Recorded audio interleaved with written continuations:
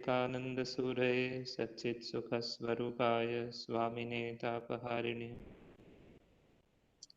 On this auspicious occasion of Swami Vivekananda's birth anniversary and National Youth Day, we, on behalf of the Ramakrishna Mission Vivekananda Centenary College, Rahara, Kolkata, we have organized a national webinar on Swami Vivekananda, his life and message.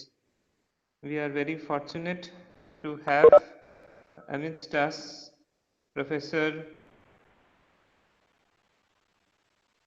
of IISC Bangalore. We have Professor Subramanian,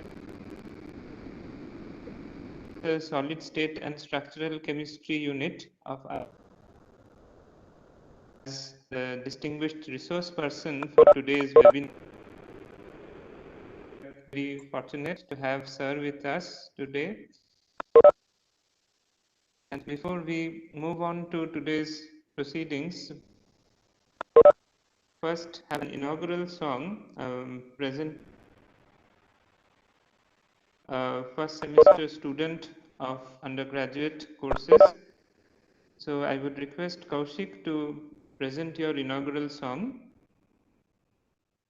dedicated to Swami Vivekananda. This song is composed by Qazi Nazrul Islam, a great poet of Bengal.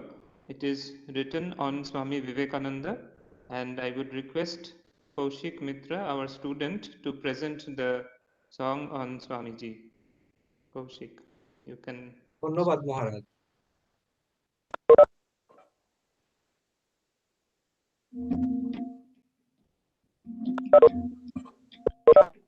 জয় বিবেকানন্দ, জয় বিবেকানন্দ, সন্ন্যাসী চিরবৈরিকধারী, জয় বিবেকানন্দ, জয় বিবেকানন্দ, সন্ন্যাসী চিরবৈরিকধারী, জয় বিবেকানন্দ।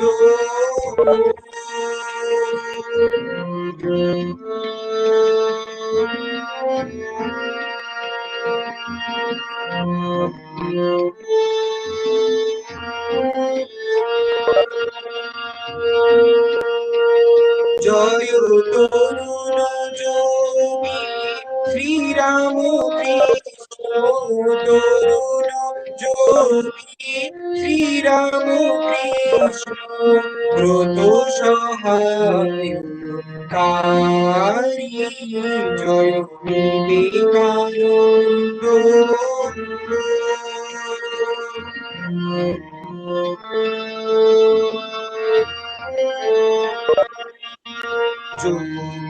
যজ্ঞাহুতির শিখা সম তুমি তেজস্বী তাপসো পরম, যজ্ঞাহুতির শিখা সম তুমি তেজস্বী তাপসো পরম, ভারতরে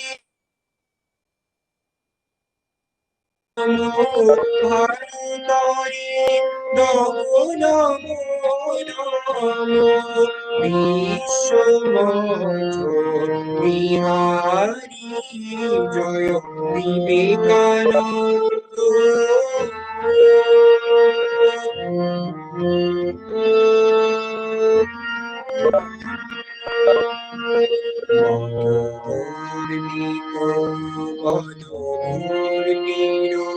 দেশে মহাভারতের বাণী, শোনাই বিজয়ী উচাইতে, স্বদেশের যশোগানী,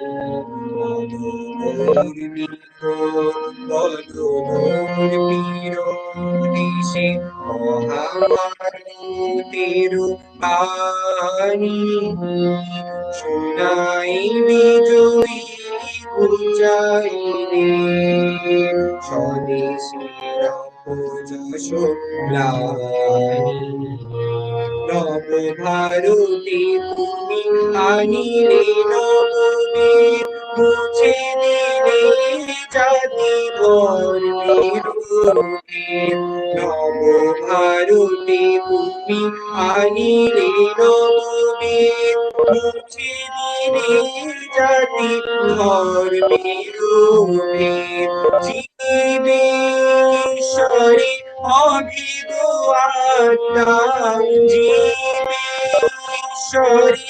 অভিদ আত্মা জানাইলে চারি জয় Vivekananda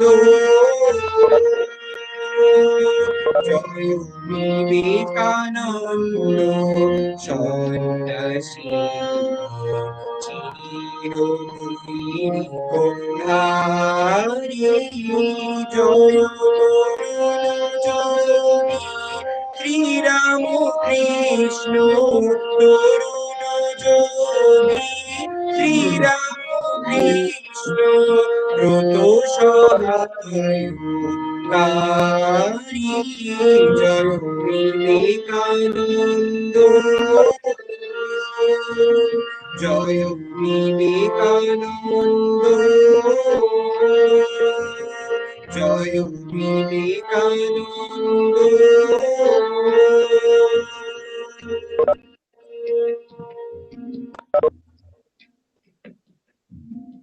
Thank you, Namaskar. Kaushik. Thank you, Kaushik, for your musical homage to Swami Vivekananda.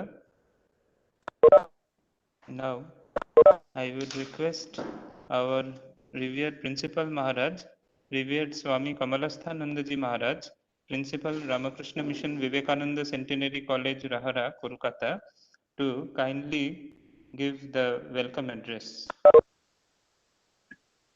Most respected Professor Subramanian Yashonath, the Emeritus Professor of Solid State and Structural Chemistry Unit, Indian Institute of Science, Bangalore, and my respected teachers and my dear students present in these platforms and other platforms like YouTube's. And we are very happy to join this today's afternoon, this National Youth Day Celebration 2021. And all you have know that the year 1984, the India government actually decided and declared that 12th January will be the National Youth Day. And from this year onwards, that all over India this day has been observed as the National Youth Day. And this year also we are observing all parts of the India it is observing. And we are also from this our college, this Ramakrishna Mission Vivekananda Centenary College, which named after Swami Vivekananda. We are also observing from very morning so many online programs, that is essay writing competition, elocution competition, everything are we have successfully conducted.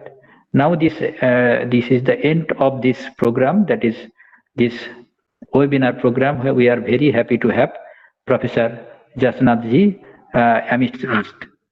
So you are very fortunate, Professor Yashonath ji, as he is a very renowned professor in chemistry, Indian Institute of Science, Bangalore. And above, over and above, his another identity is he is a ardent follower, ardent admirer of Swami Vivekananda.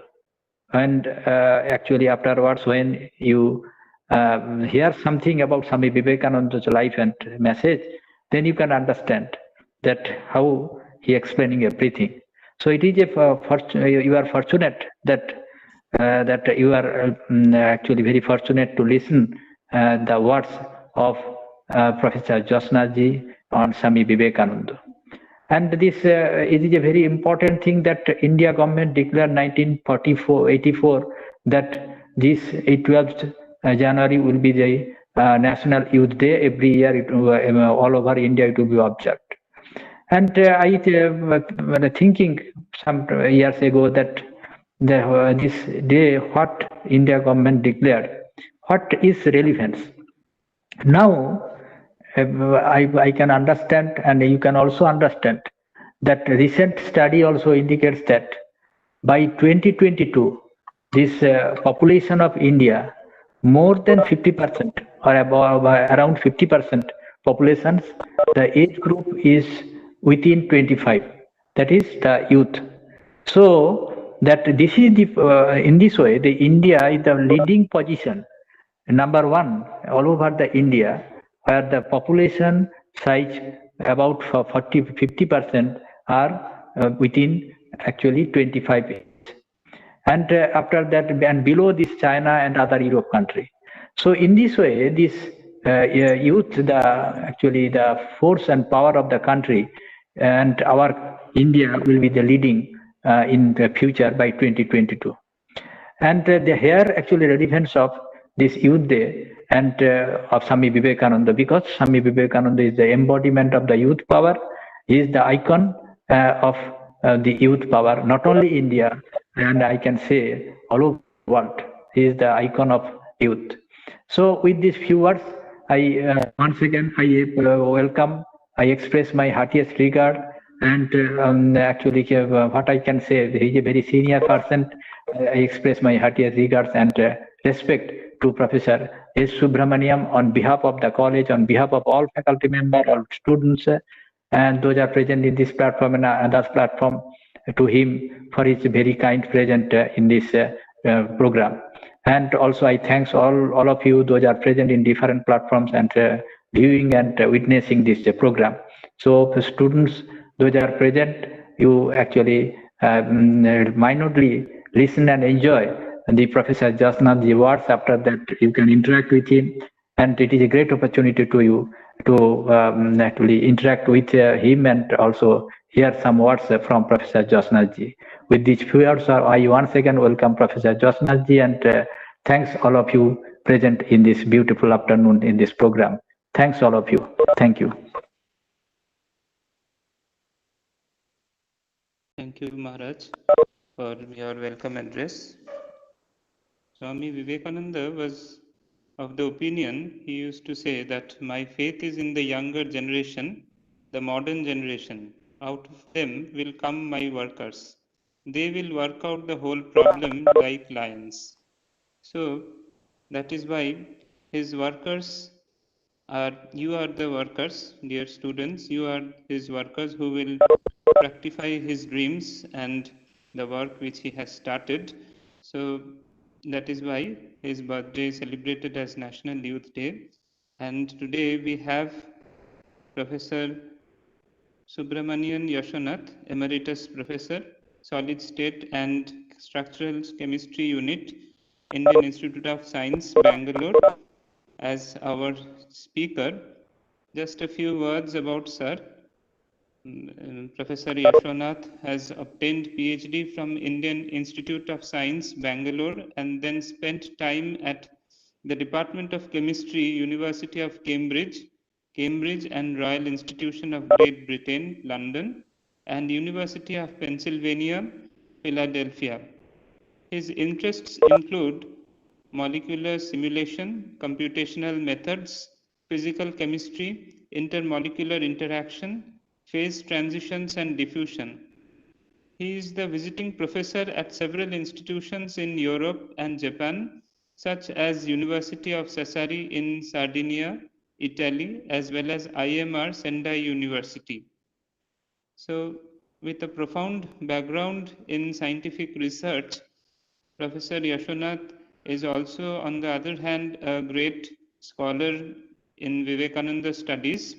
So, we are very happy to have you, sir, with such a wonderful combination of different fields in you.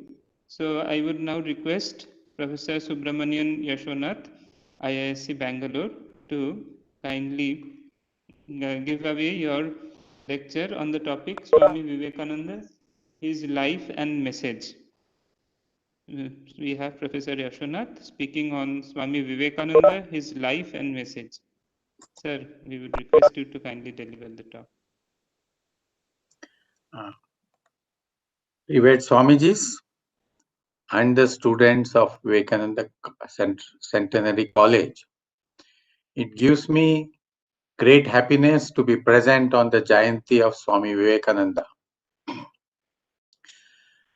I am very grateful. Sir, it will be very nice if you can kindly switch on the video, then all can have a view, sir, if possible, sir.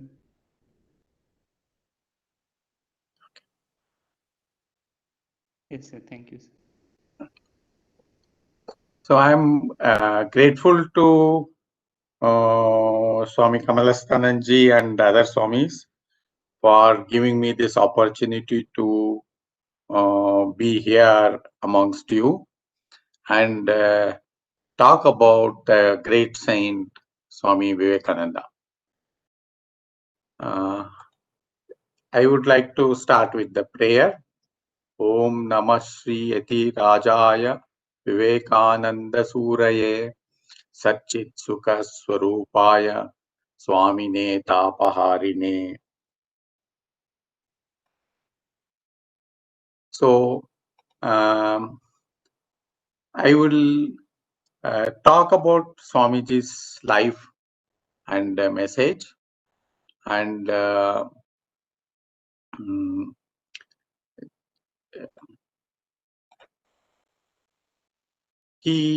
Swami Vivekananda was one of the leading spiritual saints of India in the recent times. His childhood name was Naren or Narendranath. He was born on 12th January 1863 to Vishwanath Datta and Bhuvaneshwari Devi at Calcutta. The Datta family was a rich, respectable, and renowned for charity, learning, and strong spirit of independence. Naren's grandfather, Durgacharan Datta, was versed in Persian and Sanskrit and was skilled in law. After the birth of his son Vishwanath, at the young age of 25, he renounced the world and became a monk. Yashonath Datta was an attorney in the High Court of Calcutta. He was proficient in English and Persian and took great delight in reciting to his family the poems of Persian poet Hafiz. He also enjoyed the study of the Bible, which he thought contained highest wisdom. He was, however, an agnostic in religious matters. That means he did not believe in God due to the influence of the Western culture, which he had imbibed. He was charitable, sometimes to an extravagant degree, and sympathetic towards the poor and those who suffered. Swamiji's mother, Bhuvaneshwari Devi, was an accomplished woman with a regal bearing. She was deeply religious, and she sowed and nurtured the seeds of religion in the tender heart of Narendranath. She was endowed with a keen memory, and she remembered a good portion of Ramayana and Mahabharata, which she taught her son when he was still very young. As a boy, Narendra was naughty and restless and given to much fun and frolic. But even as a young boy, he was greatly attracted to spiritual life. One of his pastimes as a boy was to worship and meditate on the image of Rama, Sita, and Shiva. Every night before he fell asleep, there appeared to him between his eyes a wonderful spot of light of changing hues. That light would gradually expand until it burst and bathed his whole being in a white radiance. Once he went to hear the exposition of Ramayana, in the course of which he heard the Pandit describe the great devotion of Hanuman. At the end of the exposition, He approached the Pandit and said he would like to know where he can find Hanuman. The Pandit said he might be in some plantain grove. So Narendranath waited at a plantain grove till late at night, expecting to meet Hanuman, and his people could find him only after a great search.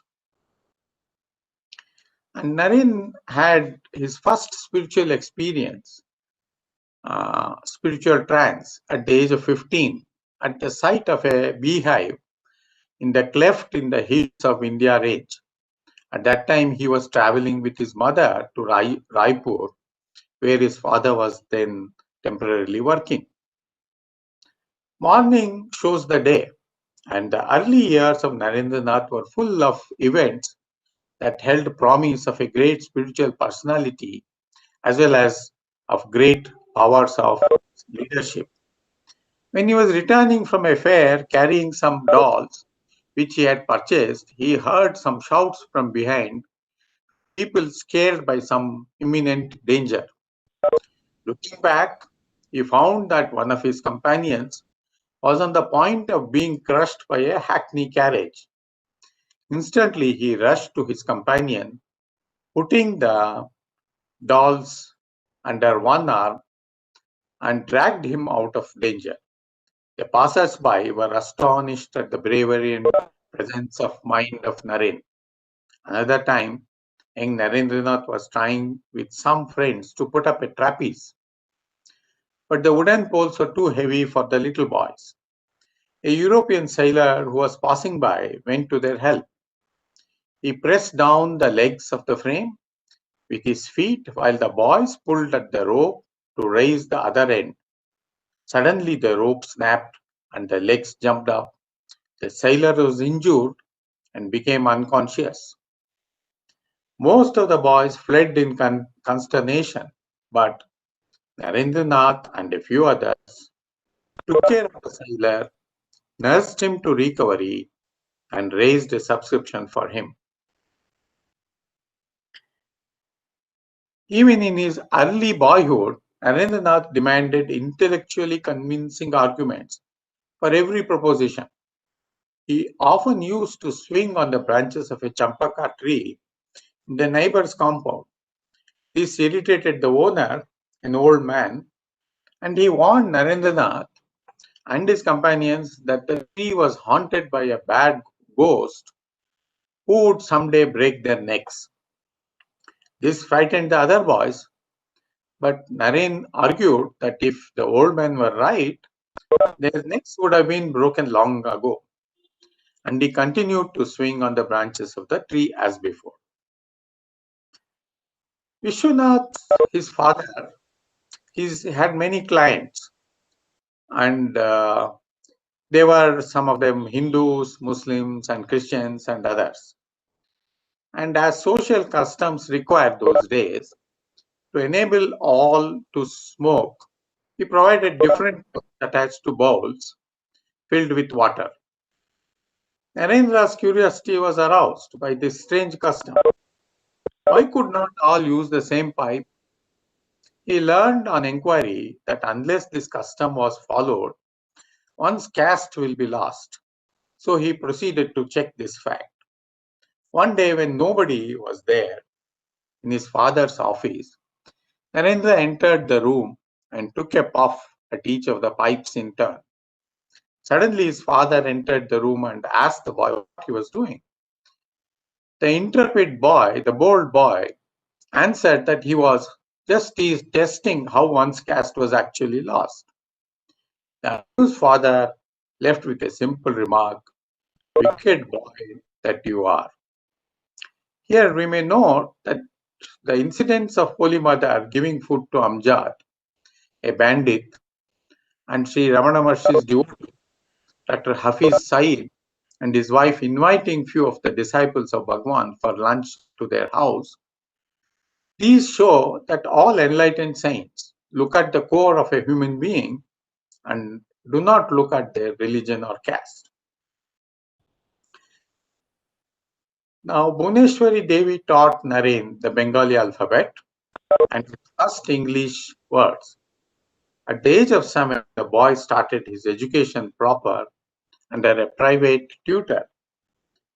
Being exceptionally intelligent, he learned by heart in a short time a considerable portion of the Sanskrit grammar. In 1871, at the age of 8, he joined the 9th class at Ishwar Chandra Vidyasagar School. In 1879, he entered Presidency College after passing the entrance exam. A year later, he joined the college that is now known as Scottish Church College. Naren was gifted with a multiplicity of talents, and he cultivated them all. His leonine beauty was matched by his courage.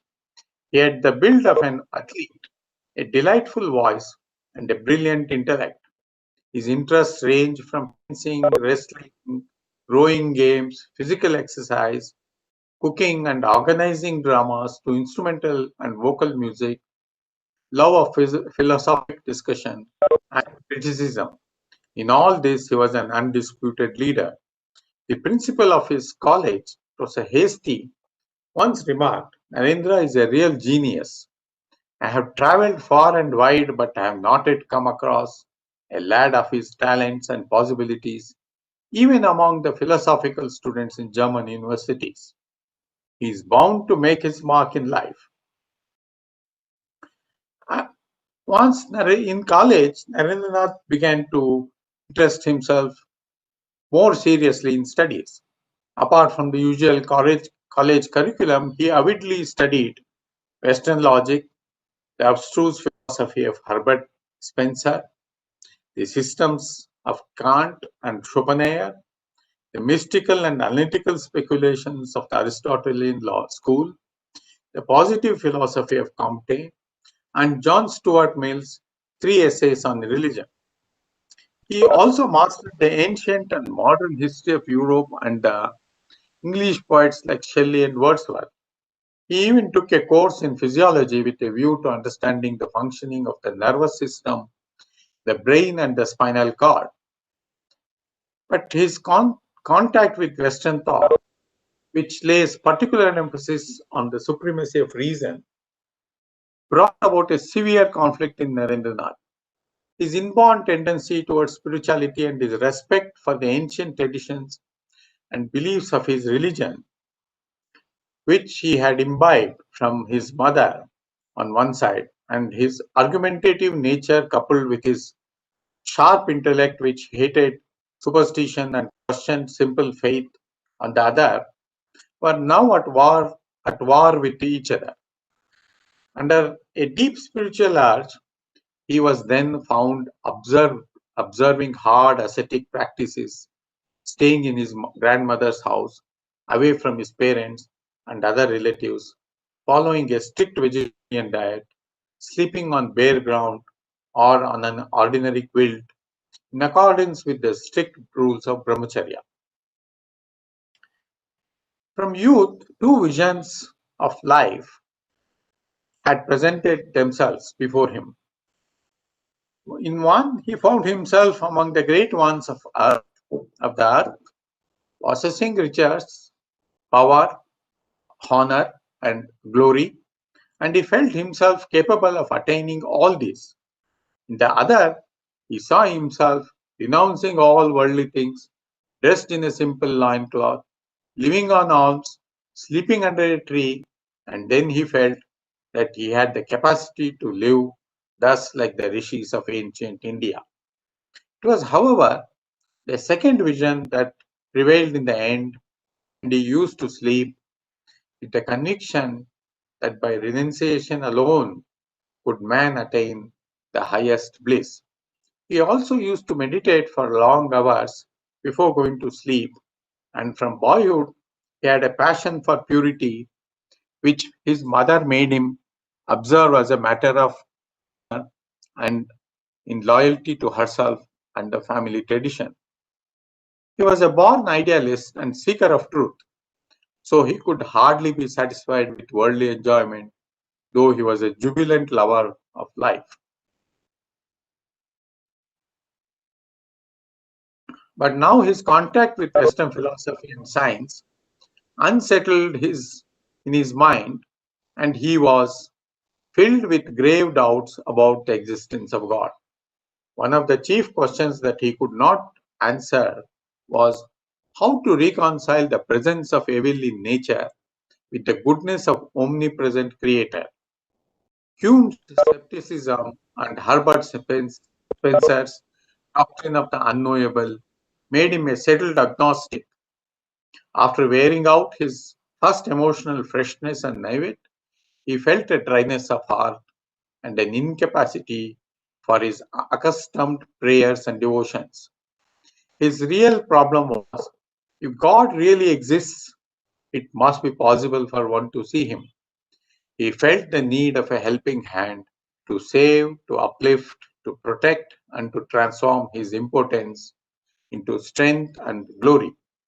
In his predicament, he tried to find comfort in the Brahmo Samaj, a popular socio-religious movement of the time.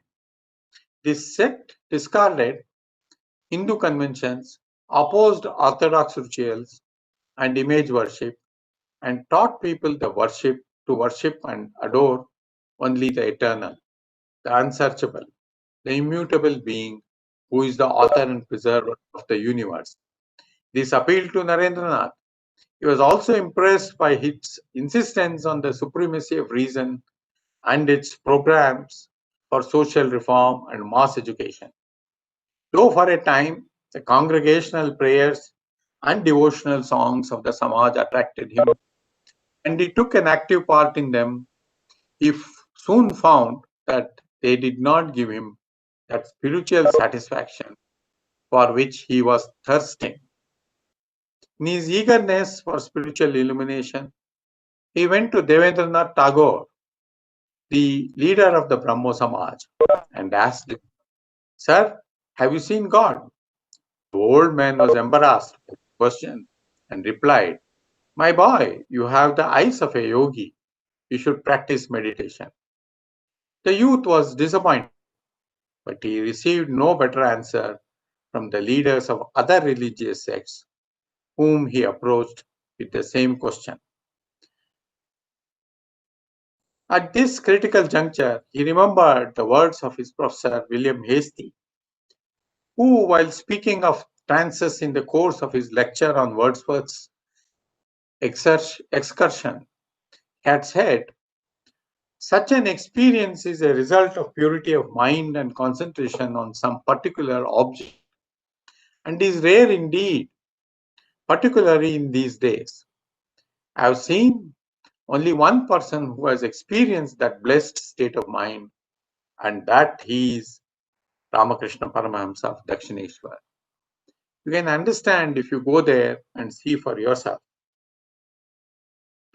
Ramachandra Datta, a relative of Narendranath's, seeing his yearning for religion, also advised him, "If you really want to cultivate spirituality, then visit Ramakrishna at Dakshineshwar, instead of knocking about here and there."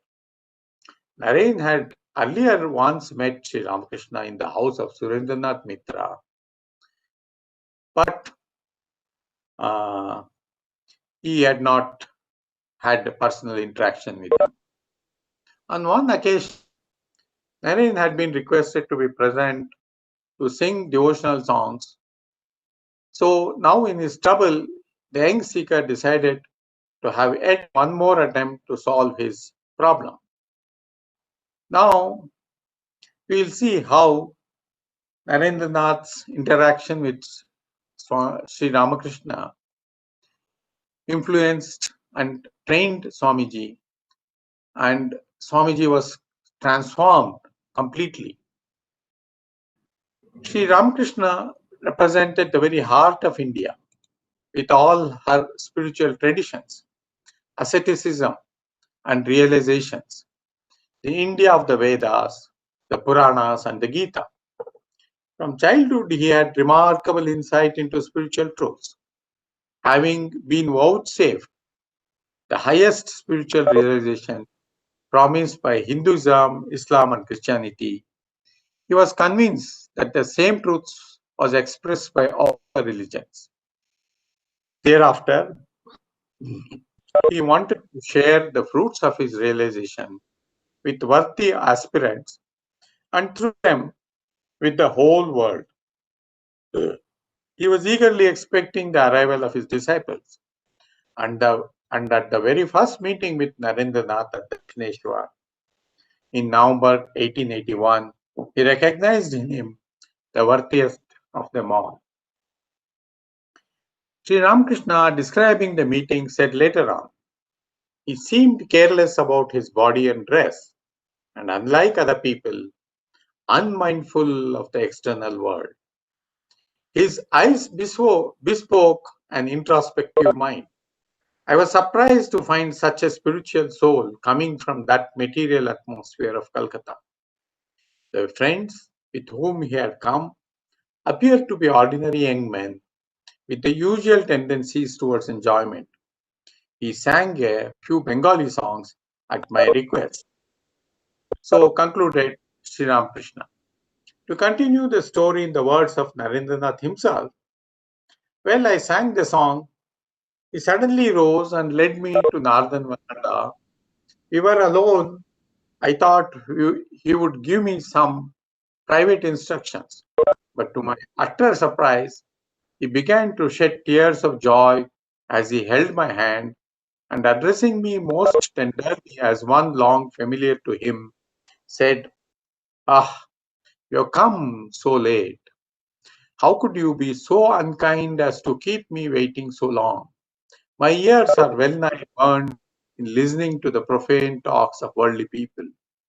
Oh, how I am yearning to unburden my mind to one who can appreciate my innermost experiences." He continued sobbing and with folded hands, "Lord, I know you are that ancient Nara, the incarnation of Narayana, born on earth to remove the miseries of mankind," and so on. I was altogether taken aback by his conduct. I thought he must be stark mad. Why, I am but the son of Vishwanath Datta, and yet he dares to address me thus. But I kept quiet, allowing him to go on. Presently he went back to his room and bringing some sweets, sugar candy and butter, began to feed me with his own hands. In vain did Narendranath protest.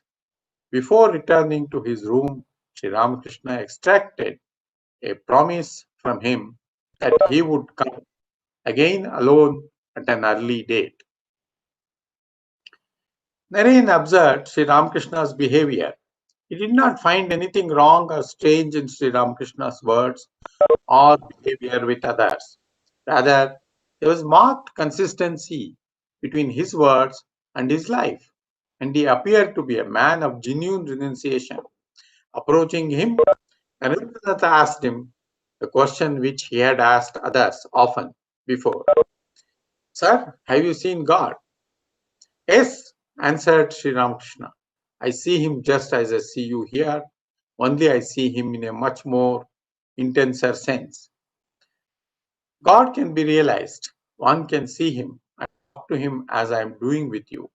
But who cares to do so? People shed torrents of tears for their wife and children, for wealth and prosperity. But who does so for the sake of God? If one weeps sincerely for him, he surely manifests himself." This startling reply impressed Naren at once. For the first time, he had found a man who could say that he had seen God and recognized that religion was a reality to be felt. As he listened, he could not but believe that Sri Ramakrishna spoke from the depths of his own realizations. But what about this, his strange conduct with himself few minutes before? He concluded he must be a maniac. That means one who is obsessed with only one thing. But he could not help admiring his spirit of renunciation. He returned to Calcutta, bewildered but with a feeling of inner peace and blessedness. The second time Narayan went to Dakshineshwar, a month later, Sri Ramakrishna was alone, sitting on his bed. As soon as he saw Naren, he received him cordially and asked him to sit near him on the bed. In a moment, overcome with emotion, the master drew closer to him, muttering something to himself, and with eyes fixed on the young aspirant, he touched him with his right foot. The magic touch produced a strange experience in Narendranath. With his eyes open, saw the walls and everything in the room, nay, the whole universe, and himself within it, whirling and vanishing into an all-encompassing void. He was frightened as he thought he might be on the verge of death, and cried out, "What are you doing? I have my parents at home." Sri Ramakrishna laughed aloud at this, and stroking Narendranath's chest, said, "All right, let us just leave it here. Leave it there for the present. Everything will come in time." Surprisingly, as soon as he uttered these words, Naren became his old self again. Sri Ramakrishna too was quite normal in his behavior towards him after the incident and treated him kindly and with great affection. Drawn by this kindness and affection, and even more by the need to fathom the mystery, Naren went to Dakshineshwar for a third time, probably a week later. He was determined not to allow the previous experience to repeat itself and was fully on his guard. But with all his critical faculties alert, he fared no better. Sri Ramakrishna took him to the adjacent garden belonging to Jadunath Malik. After a stroll, they sat down in the parlor. Soon Sri Ramakrishna fell into a spiritual trance and touched Naren. Despite his precautions, Naren was totally overwhelmed and he lost all outward consciousness. When he regained consciousness, he found Sri Ramakrishna stroking his chest. Referring to this incident, Sri Ramakrishna said later on, "I put several questions to him while he was in that state. I asked him about his antecedents and where he lived, his mission in this world, and the duration of his mortal life. He gave fitting answers after diving deep into himself. The answers confirm what I had seen and inferred about him.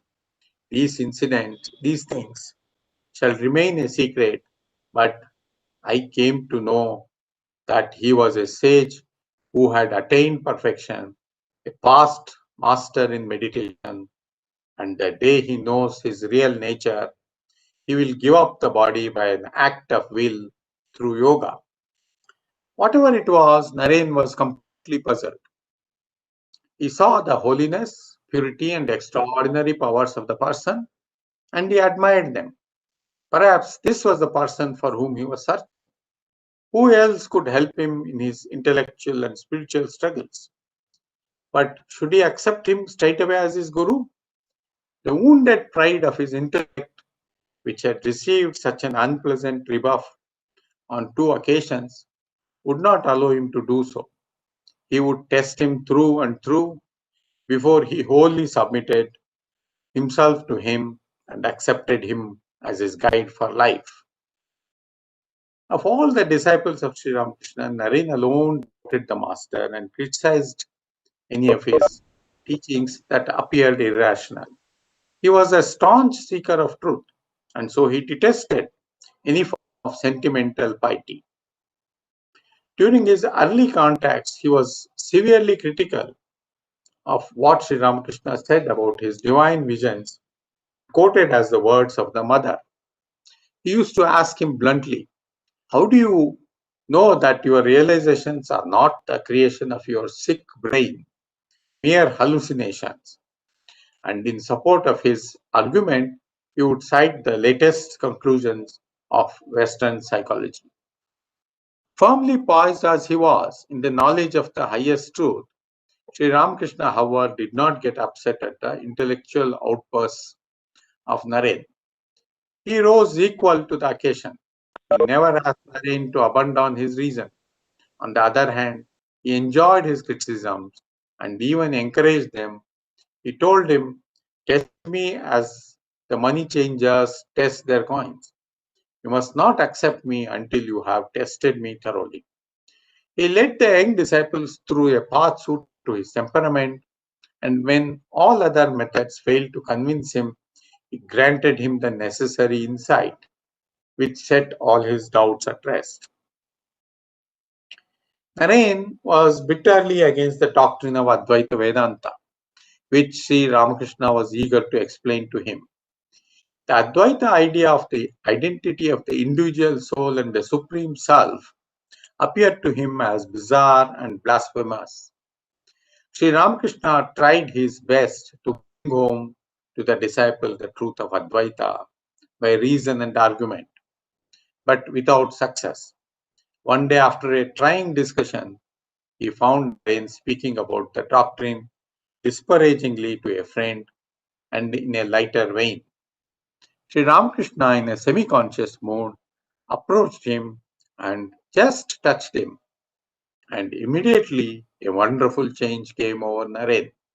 He was filled with the consciousness that everything around him was God. That impression persisted even when he reached home at the end of the day. He did not relish his food. He ate too much or too little, to the consternation of his mother. He felt that the food, the materials, and the server and he himself were all God. In the street, he did not feel like moving out of the way of the swiftly moving cabs, thinking they were God himself. In the public park, he struck his head against the buildings to see if they were real. This feeling lasted for many days. Henceforth, he could not deny the truth of Advaita. Narayan's days passed in study and meditation with frequent visits to Dakshineshwar. Under the guidance and protecting care of the master, he underwent a rigorous course of spiritual discipline, and had various spiritual experiences. These spiritual disciplines take many lives for a normal person. He was more and more drawn to the ideal of monastic life. Fortunately for him, all proposals of marriage fell through on one account or another. In 1884, Vishwanath Datta passed away, suddenly plunging the whole family into grief and poverty. He was the only earning member of the family, and being of a prodigal nature, he spent lavishly and left the family in debt. At that time, Naren was studying BA and had just finished the examination. As the eldest surviving son, he now had to shoulder the entire responsibility of the family. Starving and barefoot, he went from office to office in the scorching sun in search of a job. Everywhere the door was slammed in his face. Friends turned into enemies in an instant. Creditors began knocking at the door. Temptations came. Two rich women made proposals to him to end his poverty, and he turned them down with scorn. Often he went without food so that others at home might have a better share. He was face to face with realities, and the world appeared to him to be the creation of a devil. So, like this, Narendranath was passing through great difficulties at this time, and no help was coming for him. After this, Narendranath searched for a job, and he started teaching here and there, but his earnings were not enough. But in the meantime, in the middle of 1885, Sri Ramakrishna develops cancer of the throat, and all disciples turned their attention to his treatment and care. Finally, when Sri Ramakrishna passed away in 1886, Narendranath becomes the leader of a group of young boys who are all devotees of Sri Ramakrishna. Then he travels all over India to see the problems faced by the people of the country and how to solve them. Then he He goes to USA to attend the Parliament of Religion in 1893, and at Chicago gives a talk that was greeted very well by everyone. With thunderous applause, he becomes world famous overnight. He gives many talks everywhere in the USA and the UK and collects a set of devoted disciples. We will now see what he said in some of these talks. So we will now go through some of the selections, messages of Swamiji and his teachings.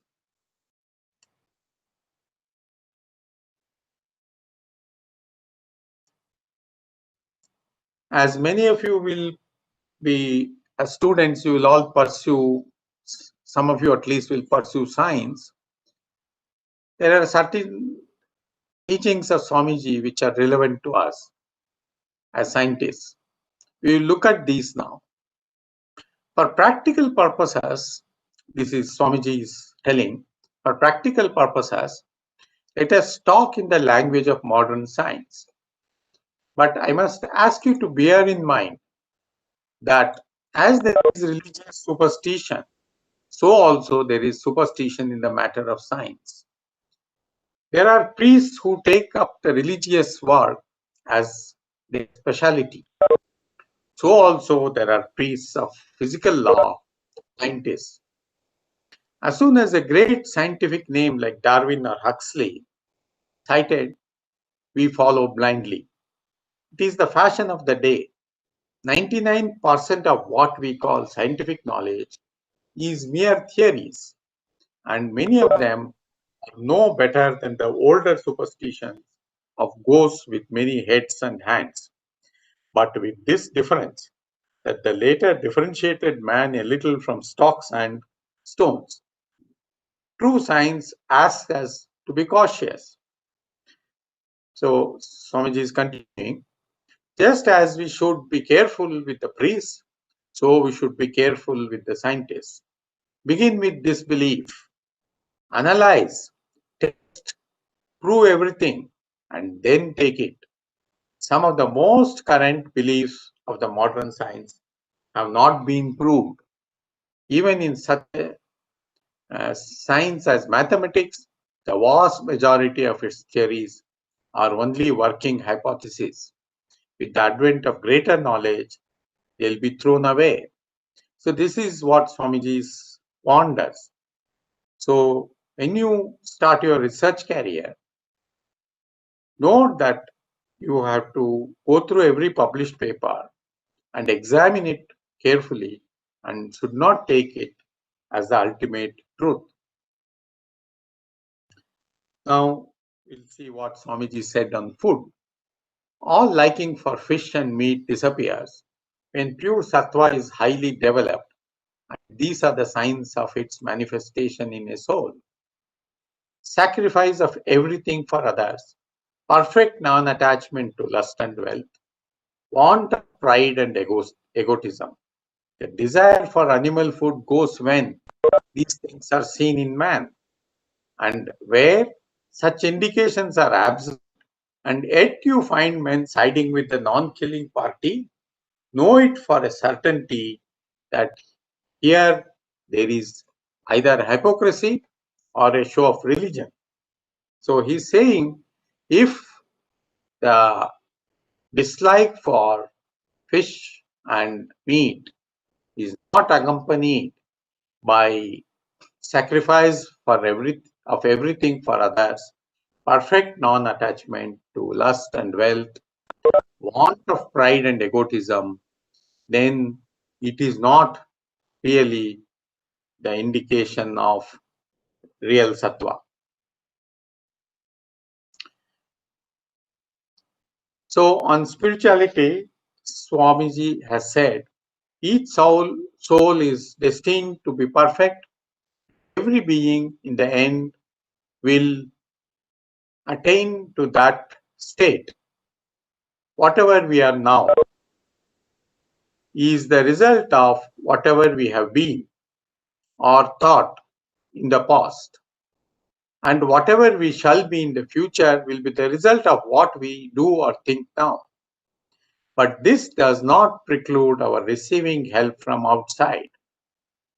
So one way is to change our thinking today so that our future will be better. Okay, but Swamiji is telling another way. So, but this does not preclude. That means we can also receive help from outside. So much so that in the vast majority of cases in the world, help from outside is almost absolutely necessary. Quickening influence comes from outside, and that works upon our own potentialities. And then the growth begins, spiritual life comes, and man becomes holy and perfect in the end.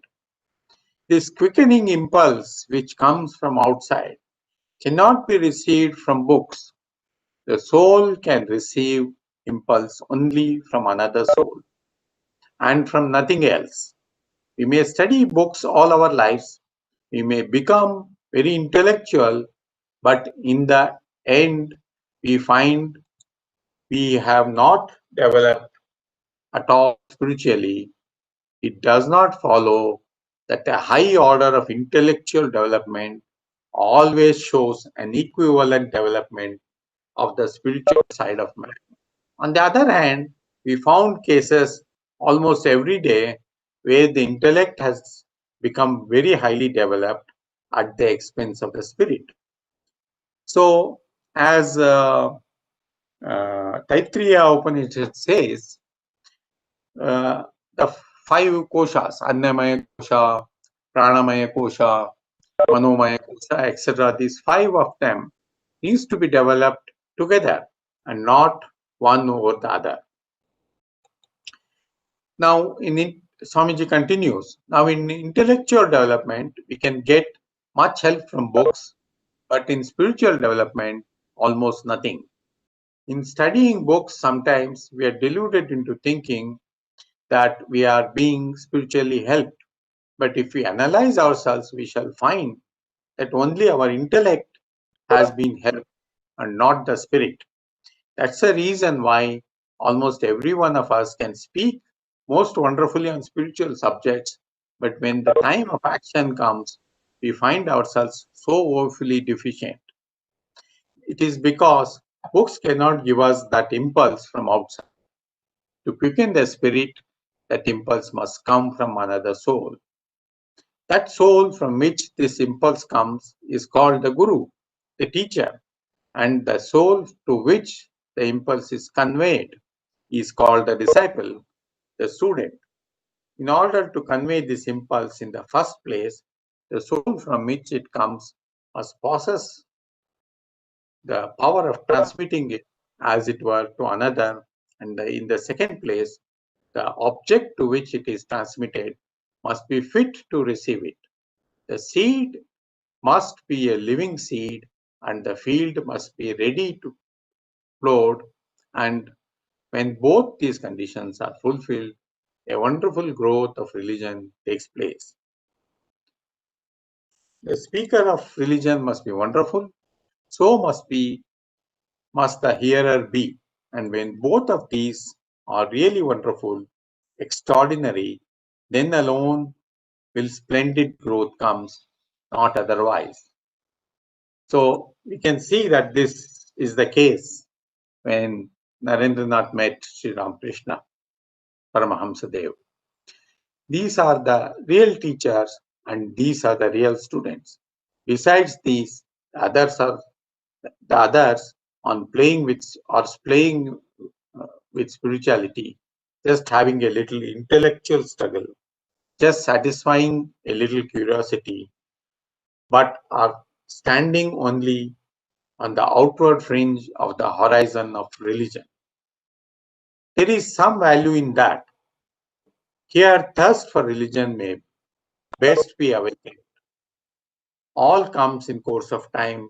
It is the mysterious law of nature that as soon as the field is ready, the seed must come. As soon as the soul wants religion, the transmitter of religious force must come. The seeking sinner meeteth the seeking Savior. When the power that attracts in the receiving soul is full and ripe, the power which answers to that attraction must come. Now he warns us of the dangers on the way. So there is the danger to the receiving soul of mistaking its momentary emotion for real religious yearning. We find that in ourselves, many times in our lives, somebody died whom we loved, we received a blow. For a moment, we think that this slipping world between our fingers, and that we want something higher, and that we are going to be religious. In a few days, that wave passes away, and we are left stranded where we are. We often times mistake such impulses for real thirst after religion, but so long as these momentary emotions are thus mistaken, that continuous real want of the soul will not come, and that we shall not find the transmitter. So now let's continue with what Swamiji says in another place. He says, in 1400 BC, a great sage made an attempt to analyze, arrange, and generalize upon certain psychological facts. So Swamiji is now talking about psychology.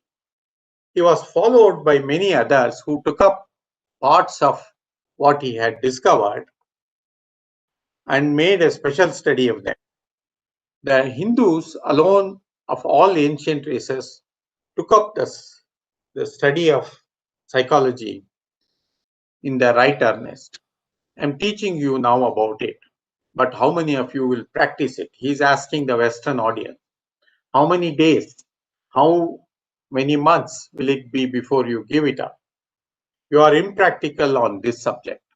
In India, they will persevere for ages and ages. You'll be astonished to hear that they have no churches, no common prayers or anything of the kind, but they every day still practice the breathings and try to concentrate the mind, and that is the chief part of their devotion.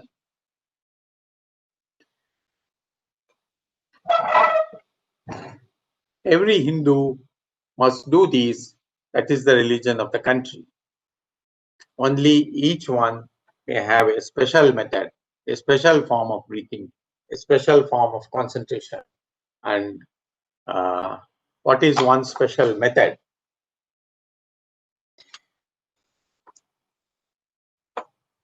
Even one's wife need not know.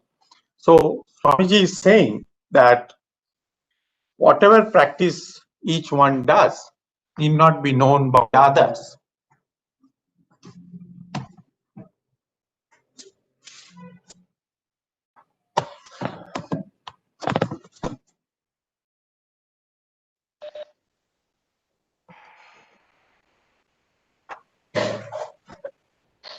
Then if you have any questions,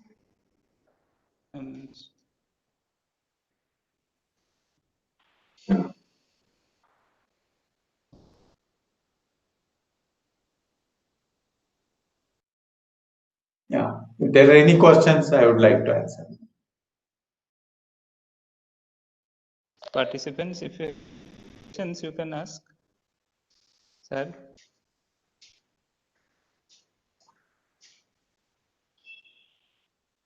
So if you have any questions, you can ask, sir. Okay.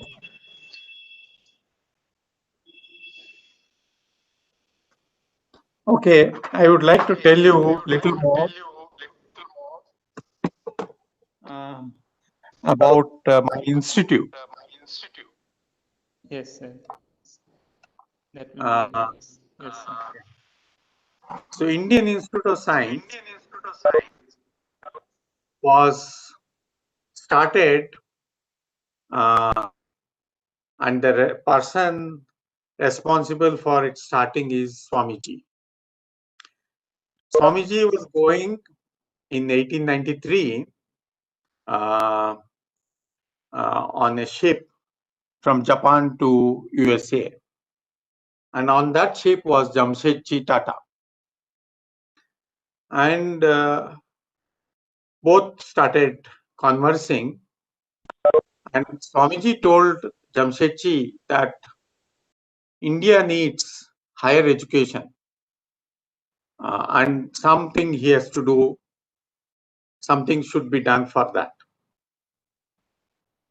Then Jamshedji listens to that and says that he will try to do it. But after coming back to India from USA, Jamshedji forgets what he had told Swamiji. Now Swamiji, after his long stay in the America and UK, he comes back to India, and when he returns, he is a hero, and every newspaper carries his photograph. And Jamshedji sees, oh, he knows Swamiji, so he is very happy. But he also remembers what he had promised Swamiji. So immediately he writes a letter to Swamiji saying that he would like to start the higher educational institute, and he would like to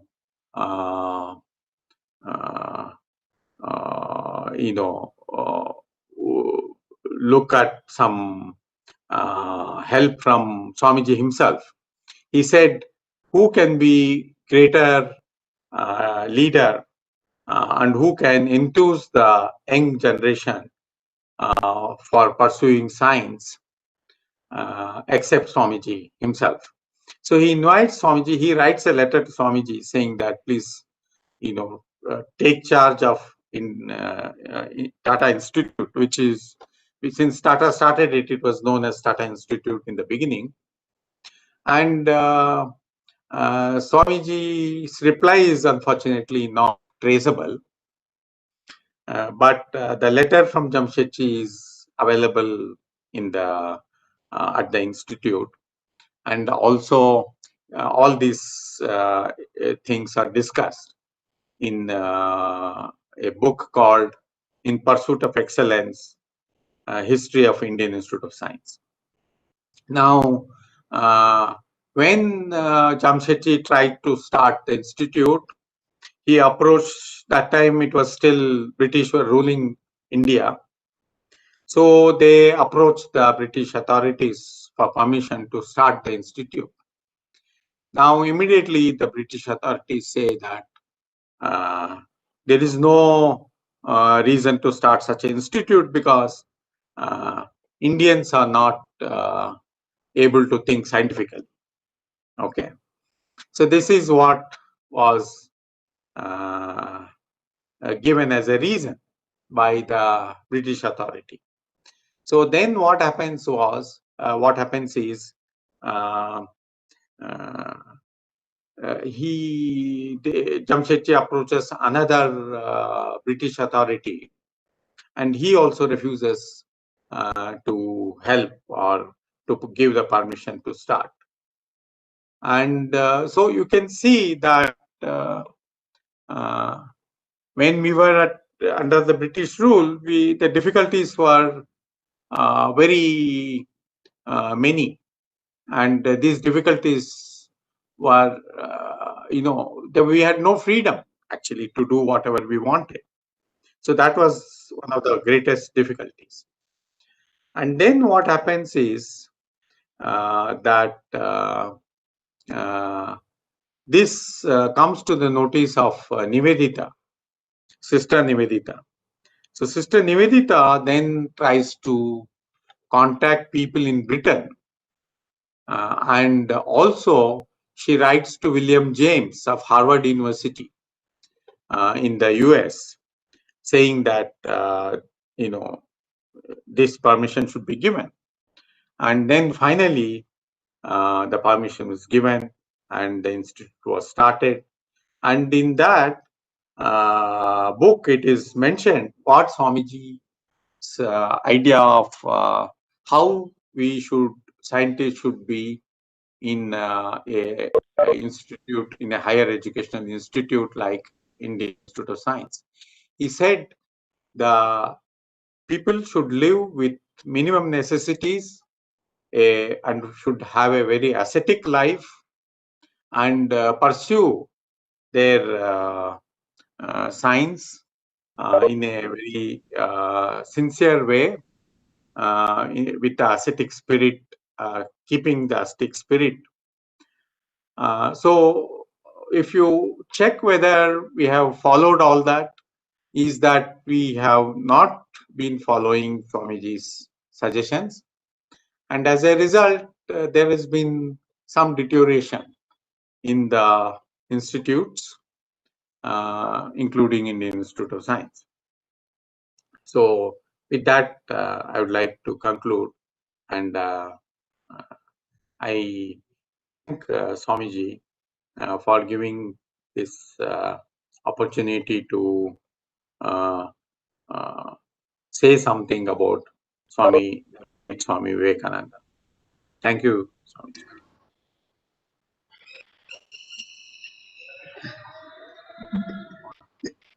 Thank you, sir, for your very, very nice and illuminating lecture. Yes, sir. Sir, we have one final flute recital by one of our students. So I would request our student Shagnik Mondol to kindly proceed with your flute recital for the finale of today's program. And then, sir, if you give us few more minutes, then we'll have a flute recital, sir. Sure. At the end, sir, by one of our students. Shagnik, yes. Thank you, Maharaj. Am I visible? Am I visible to everyone? Okay. Yes, you can start. Namaskar, everyone. I'm Shagnik Mandal, a first-year student under the microbiology department. Today, we are celebrating the 158th birth anniversary of Swami Vivekananda. For this occasion, I'm trying to present one of his favorite songs, Mono Cholo Nijo Niketone.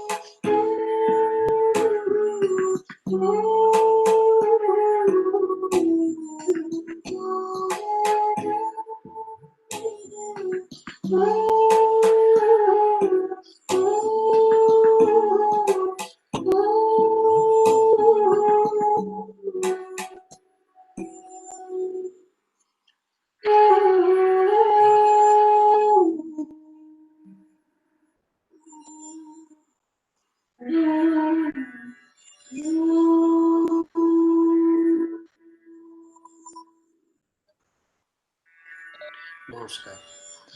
Thank you, Sagnik, for your beautiful rendition of the flute.